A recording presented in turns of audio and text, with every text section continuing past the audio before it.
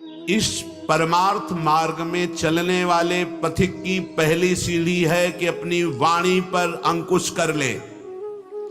वांग निरोधो योगस्य प्रथमम द्वारम।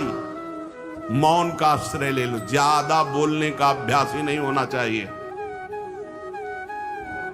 बड़े अपराध बन जाते हैं, निंदा स्तुति बन जाती है, दोष दर्शन होने लगता है, वो साधक गिर जाता है। आपको पहली बार कोई खड़ा करके बात कर रहा है, समझ में आया इससे बात करना प्रभु को भूल जाना है, अगली बार से वो कहेगा राधे राधे, उत्तर नहीं देना, श्री हरिवंश उत्तर नहीं देना, अंदर से श्री हरिवंश बोले चल दिए। हमें किसी से क्या लेना, हम किसी का अहित नहीं करेंगे, अमंगल नहीं करेंगे, हम किसी पर दोष दर्शन नहीं करेंगे, पर हम अपनी वृत्ति को भगवदाकार करने आए। ये नहीं कि कोई हमसे बोले तो हम बोलना जरूरी है, नहीं, कोई प्रश्न करे तो बोलना जरूरी नहीं। उपासक हो, आप कृपा करें तो बात कर ले, ना चाहे तो बिल्कुल आपके ऊपर कोई शासन नहीं कि आपको बात करना ही पड़ेगा, ऐसा सिद्धांत नहीं है। दूसरा, अपरिग्रह, उतना ही स्वीकार कीजिए जिससे आपकी जीवन यात्रा चलती, इसके बाद नहीं। एक भी वस्तु एक्स्ट्रा आपके पास नहीं होनी चाहिए। प्रार्थना मान लीजिए कुछ दिन का है, धोखे में मत फंसिए, ये धोखा है। खेत में रक्षा करने वाले एक धोखा टांगते हैं, पैंट शर्ट टोपी लगा के, वहां कोई नहीं होता, लेकिन पशु धोखे में हो जाते हैं। ये धोखा है। अगर पशुवत बुद्धि रखोगे तो ये धोखा तुम्हें पूरे जीवन, पूरा का पूरा जीवन नष्ट कर देगा। इसी धोखे से निकलने के लिए हमें अवसर मिला है।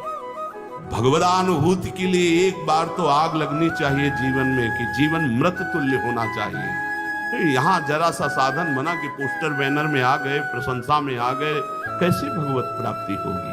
अपरिग्रह, और आगे निराशा च निरीहा च नित्य में एकांत शीतला। आशा ही परमम दुखम, नैराश्यम परमम सुखम। उपासक को किसी व्यक्ति, वस्तु, स्थान से कोई भी आशा नहीं होनी चाहिए।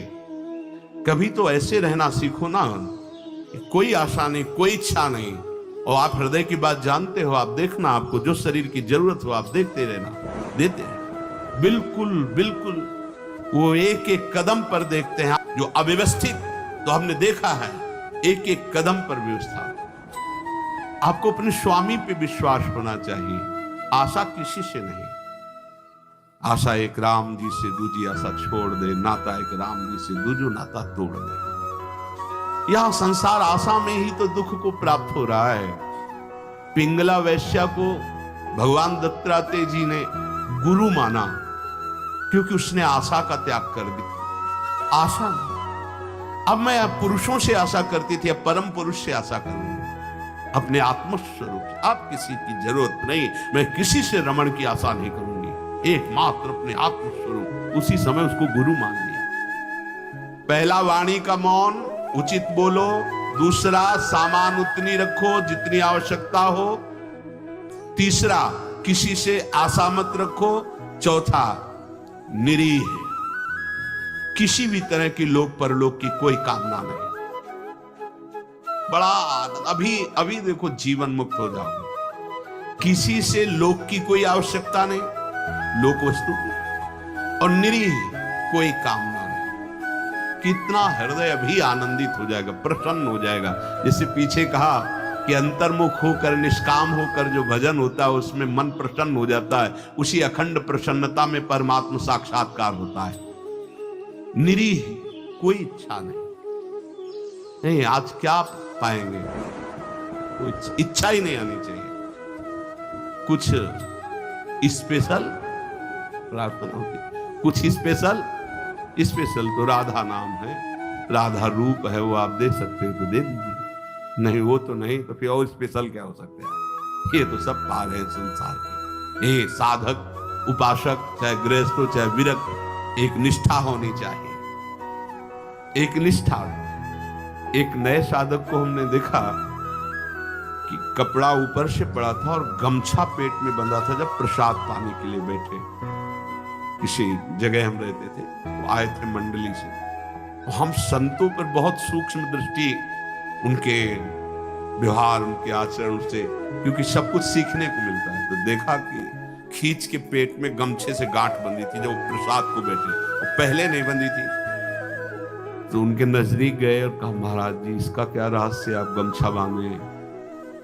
बोले साधन में एक उचित आहार चाहिए। तो मुझे पता चल जाता है जहां थोड़ा पाया तो इतने में हम इतने गमछा वो नाप का, उसमें 3 गांठ, तो उतना नित्य। बोले कभी ज्यादा आहार नहीं, यद्यपि ये प्रथम साधना के लिए ऐसा है, नहीं तो एक सामने से आहार का निश्चय किया जाता है। इतना आहार, फिर चाहे कितना अमृत हो उसके ऊपर नहीं होना चाहिए। एक बार उड़िया बाबा प्रसाद पवा रहे थे स्वयं खड़े होकर, तो 2 प्रकार की पूड़ी बनवाई थी, एक पतली और पकी हुई, और एक मोटी लंबी कच्ची। पकी हुई नीचे रख दिया और कच्ची वाली ऊपर रख दिया, और आप खड़े हो गए ऐसे। सब नवीन साधक ऐसे था। उनमें से 50 नीचे वाली पूड़ी ऊपर करके शुरू किया, और कई साधक ऊपर से शुरू किए। तो जो नीचे वाले तुमसे कहा खड़े हो जाओ, वो तो महापुरुष थे, जाओ ब्याह करो जाके, गर्मा गर्म बहू के हाथ पाना, बाबा जी बनने लायक नहीं हो। ऐसे सीधे डांट लगा, कान पकड़ा, महाराज जी गलती नहीं, आपने ऊपर वाली को नीचे क्यों किया, नीचे वाली को ऊपर क्यों किया? क्योंकि वो पकी थी ना, तुम्हारी स्वाद पर दृष्टि थी ना, इसलिए स्वाद का पोषण करना है तो घर जाओ। भगवत मार्ग में चलने के लिए स्वाद मिटाना है, केवल भगवत स्वाद लेना है, भगवत आनंद का स्वाद लेना है। कितना कठिन लग रहा होगा? कुछ कठिन नहीं है। जब लक्ष्य बन जाता है भगवत प्राप्ति तो सब सहज हो जाता है। नहीं खान पान ते भावे है, नहीं कोमल वसन सुहावे है, सब विषय लगे ते खारा है, हरि आशिक का मग न्यारा है। समझो इस बात को। निरीह इच्छा रहित और नित्य में एकांतशीलता, नित्य एकांत में शांत भाव से, शीतल भाव से। एकांत बहुत खतरनाक है नवीन उपासक के लिए, यह अनुभव की बात है। जहां आप अपने कमरे में जाएं तो समाज से ज्यादा सावधान हो जाएं, पक्की बात कह रहा हूं। अब एकांत आपका कहां जा रहा है वो खुद देख रहा है।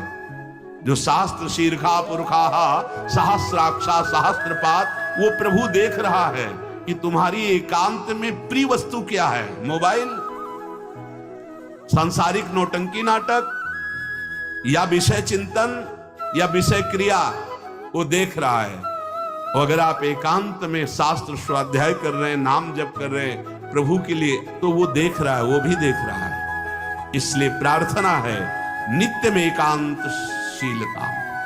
आपका स्वभाव एकांत में बहुत ही सावधानी पूर्वक समय कटने वाला हो। एकांत साधु का सही तो परमार्थिक। कैमरे के आगे तो सब सही बोलेंगे, सही देखना होगा, सही हरकत में रहना होगा।